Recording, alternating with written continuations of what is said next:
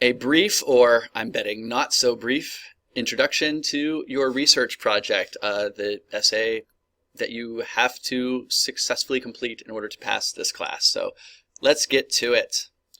We're going to go to all these places. All right, so the first step is going to be you choose a topic. Then you're going to read up on that topic. Then you have to investigate and think critically about that topic. And then and only then is it time to write. All right, so here we go in order. Let's talk about your topic. You need to choose a topic that you, before I even get into these, that you brainstorm. Think about all the brainstorming strategies that I've shared with you this semester and any others that you have. Use them. This is the perfect time to do them. My number one suggestion is to see what's in the news. Topics that are in the news always have a vitality. I'm going to have a lot more to say about that, hopefully in a different screencast. Choose a topic that you're interested in. This sounds like a no-brainer, but it needs to be said because you're going to be spending lots of time with this topic. So don't pick something that it sounds boring to you. Some of you pick your reader response articles and you write, oh, well, this one was boring to me. Well, I give you 20 to choose from to avoid that reason exactly. So don't do that to yourself. It's one thing if I do it to you. Don't do it to yourself. You're going to be spending lots of time with whatever topic you choose. Okay, let's say you want to write about your boyfriend. Unless your boyfriend is, famous for good or bad reasons on the internet or otherwise, probably not a whole lot has been written about your boyfriend, which makes him, unfortunately, no matter if you're interested in him or not, a bad topic. So you need to choose a topic that is being written about, and I'm sure you can see that already, but you want the research to come easily. I'm going to have lots to say about ways to find credible, reliable, easy to locate sources. I don't want the research to be the tough part of this assignment. I want the writing to be.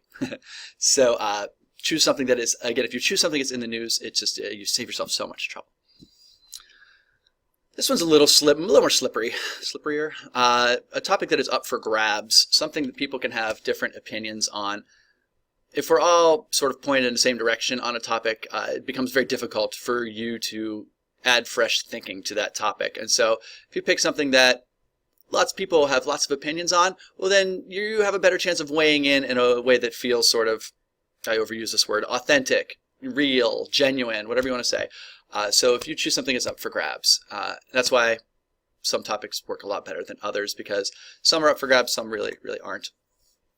So if you have questions about any of these, please shoot me an email. So many of you are very good about that. I hope the rest of you fall in line soon enough. So a couple other things. Choose a topic that you have an opinion about. I'm not going to say you have to have a passionate opinion about. Lots of students choose something they want to get smarter about, and the opinion sometimes can come at the beginning of that process, but sometimes in the during sort of the due diligence of research, you can develop an opinion about that topic that's a little more educated, I guess. So sooner or later, you're going to know we're almost done when we're talking about this word here, stance. You need to develop a clear stance on your topic. You need to be able to weigh in a significant way. And finally, you need to choose a topic that, oh, look, a smiley face, that I approve of, or at least my attempt at a smiley face. I want to steer you away from potentially dangerous topics, not dangerous in any real sense, but dangerous in the sense that they could limit your options for success. So you'll write a proposal and you'll get my feedback on that proposal. But again, I'm happy to begin this conversation. As you're watching this, as you're listening to this, send me an email. Let's start talking about topics that you might be interested in. So maybe a little more on topics later. But now you've chosen, let's assume you've chosen a topic just for the sake of this overview screencast. And now there you are. You are reading up.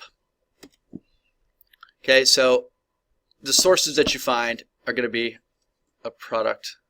I don't care about that. Can I continue? Oh, come on. Present. Sorry about that. I'm always tinkering. All right, so your sources. Let's see. There we go. Back it up. So you're going to read up on your topic. You're going to get really smart on it. And to be completely honest, I have to get smart on your topic too. So whatever you're writing about, whatever you choose to read up on, I'm going to be reading up on right alongside you. Hopefully I'll find something. Maybe I'll shoot it your way. But you need to read up on your topic and become basically an expert in it so that your opinion has credibility, so that you have some demonstration of authority over the subject matter.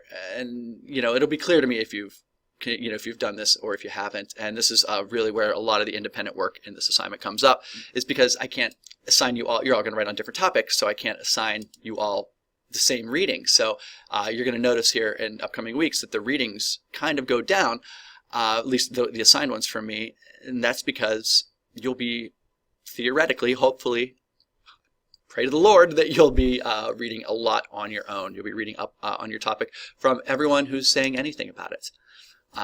Fringe benefit, you're going to get smart about this topic whether you'll like it or not. So be ready to be smart. Be proud of how smart you'll be by the end of this topic. So if you want to choose something that maybe will be your intended vocation or profession, awesome.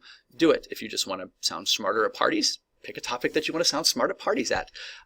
Whatever you choose, you're going to get stronger. It's like working a very specific muscle group or something. You're going to work this particular topic almost to death. So you'll see what people are saying about it. I've already kind of introduced this idea that you need to know where the conversation is on your topic so that you don't repeat what anyone else has already said and so that you add fresh thinking to it. Really important. I am big on that. Not every writing teacher is big on adding fresh thinking. I am. I want your papers to have some sort of resonance in the real world. I don't want them to be these esoteric sort of philosophical statements on abstract, sort of moral ideas, things like that. That's fine, in lots of different settings. I don't think this class is one of those settings. Take a philosophy class in college. My God, take 10. I took 10. I love philosophy. I love talking in abstractions and dealing with metaphysical, natures of being. I love that stuff. This is a 100 level class. This is English 124, and as a result, I have to teach it that way. And so let's keep both feet on the ground. Let's stay on terra firma. Okay. You will consult many, many, many different avenues of exploration here. The first and my favorite is digital databases. I've already showed you how to locate the digital databases, in particular Academic Search Complete through EBSCO and the Opposing Viewpoints Resource Center, both through the Stark State Digital Library. And I would expect you to take what you've learned there and keep applying it. If you haven't watched that screencast yet, I'm sure I'll make another one because I will worry about those of you who didn't. That one didn't have a large number of views. So the databases will become your friends. Hey guys, go to the library. There's a library in your school. I'm talking to high school students, so go to your library. I usually have to sell my college students a little harder on this because libraries used to be this place where everyone went, and now they really aren't anymore because everyone thinks they can do their homework in their dorm rooms. Go get a hold of a real book. Go hold a real journal. That would be exciting. Magazines, newspapers, go get some of that ink on your fingers. That sounds like fun to me. Another exclamation point. Very much not like me. You can also use popular sources like websites. So I'm going to limit the number of those just because I don't want you Googling your topic, and I'm going to say that over and over. And, I'd say 10% of you. So if I have 100 of you this semester, 10 of you are still going to just Google your topic, and your paper is going to, I'm going to say it's going to suck as a result. There are good websites, there are less good websites, and I'm going to do my best to tease out what those differences how you can make those distinctions. Basically, if somebody's getting paid to write, it's a lot better than someone who's not. I hate to make it about money because so many things in this world are, but that's how it is. Popular sources will probably be popular amongst you. You can also consult primary sources, and I'm going to have more to say on this at some point. Not while I'm introducing this assignment, but you yourself can conduct an interview. You yourself can conduct an observation or a social experiment, or you can find one online. You can find an interview. You can find someone else's observation. So, depending on your subject matter, some things are easily observed, or sometimes I want you to interview someone who has relevance to your field. So, once again, if you're writing about, let's say stem cell research, unless your boyfriend is an expert in stem cell research, interviewing him is not going to be your path to success for this assignment. So, more on that here in a bit. Interviews, observations, and social experiments. So read up on your topic. You have to get smart on it before you can even figure out what you think about it. Okay, so now it's time for you to investigate. I thought I was going to have the ability to zoom in on my man Sherlock there. His pipe and his magnifying glass. I must have missed that step. Academic inquiry is a tough idea, and it's one I'm not going to get into too much right now because I tend to teach this in a slightly more individualized basis, I guess. Academic inquiry is an important idea. No, I did. Darn it, there he is. It didn't save my prez. I know maybe you saw that prompt earlier. I made some changes that did not persist through this presentation, and I'm sorry for that. Academic inquiry And I tell you that I prepare these things, and it doesn't look like it at all. So feel free not to believe me, even though I do. Academic inquiry is an absolutely crucial aspect of this assignment. It's my hope that through reading and reading and reading and reading and researching and thinking about your topic, you're going to find something to hang your hat on, something significant to explore and make the sort of the germ, the kernel of the idea of your entire research project, something significant. Most students know it when they see it. Once you wade through enough research, something is going to give you sort of an aha moment. That holy cow, this is what I want to write my paper about, or this is the idea that is going to springboard me to my main argument. So sometimes it's a stat, and more on that here in a second, or a report, or sometimes you'll learn about the existence of a law. Many of you should be very familiar with trends by now. Sometimes it's a person. There are lots of people in the news that can touch off debates, discussions, explorations about subject matters. Or a text, and I use this, I'm going to circle it here for a second. Right there, a text.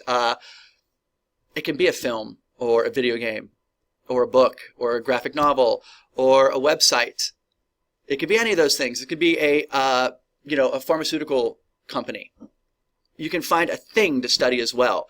And if you treat it like sort of investigative journalism, yeah, I know, thank you. If you treat it like investigative journalism, you are on the right path. So hopefully you'll find something that gives you that holy cow moment. All right, this moment always jumps out for me. 29% of Ohioans are obese, according to the CDC, and basically a generation ago, that number was in half. It was half that, 15%. So that number jumps out at me. We're twice as obese as we were last generation. And if you look at obesity rates up until that 1991 number, people weren't as big. So that is something special to me. That's significant. And that would lead me to, and here's a really important idea, a research question. Okay, so look, these should look familiar. Who participates? What can we learn? Where does this happen? When does this happen? But my goodness, please listen. These are my two favorite. Why and how. You're already working with this why question. Let's add proposals. How can we address this? That's really going to be the subject of your collaborative essays, the ones that we're going to work on in sort of the month of November. How can we address this? What can we do about it? I love, again, keeping your feet on the ground, keeping things practical. What can we do? Not just point out a problem exists, but let's work to solve it. I love that. That fires me up. All right, I'll help you narrow your question so that it is more manageable, maybe by geography, maybe by population. Other demographics could come up as well, other ways of limiting the scope of your study. 5 pages sounds like a lot. My goodness, it's not. So there's an example of a bad research question. What is the difference between type 1 and type 2 diabetes? That has a very easily found answer. Don't bother with it. Okay, let's narrow it into why are children being diagnosed with type 2 diabetes in record numbers? Why? Why are children's eating habits so bad? I just read a study just this morning that said if you start kindergarten and you're obese, your chances of being obese the rest of your life are astronomically high. Maybe I should put that in here. So there's a why question. Why? How about a how question? How can Ohio work to reduce type 2 diabetes in children? And you can use both those questions. You can have 2 research questions in one project, and basically you're writing 2.5 page papers if you think about it that way.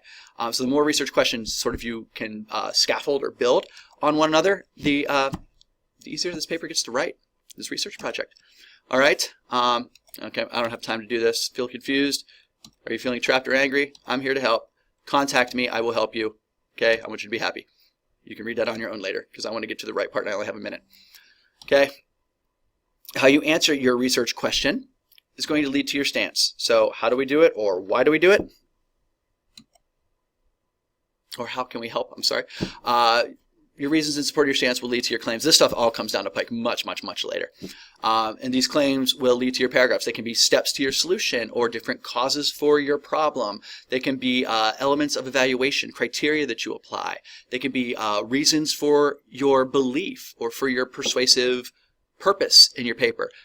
Each sort of I use the word paragraph very loosely. It's a paragraph unit. It can be lots more than one paragraph.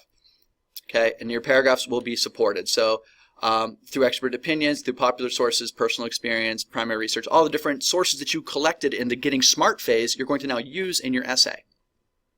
Okay, so it should look kind of like this to wrap things up. Here's your basic stance.